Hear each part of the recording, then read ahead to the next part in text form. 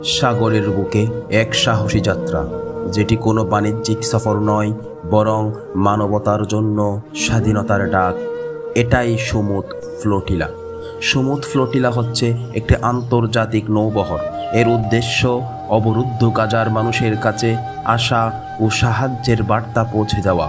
সমুদ্র শব্দের অর্থ হচ্ছে অটলতা, দৃঢ়তা।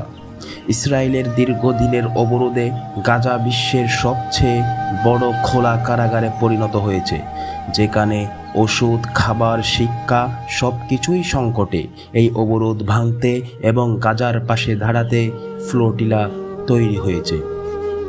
বিশ্বের বিভিন্ন দেশ থেকে আসা স্বেচ্ছাসেবক, মানবাধিকার কর্মী, চিকিৎসক, শিক্ষক, সাংবাদিক সবাই মিলে ফ্লোটিলায় যোগ দেন। তারা নিজের জীবন ঝুঁকিতে ফেলে গাজার মানুষের পাশে দাঁড়ানোর শপথ নেন। তাদের লক্ষ্য একটাই, অবরুদ্ধ মানুষের কাছে মানবতার বার্তা পৌঁছানো, দুনিয়ার বিবেককে জাগ্রত করা এবং গাজাকে জানানো, তুমি একা নও।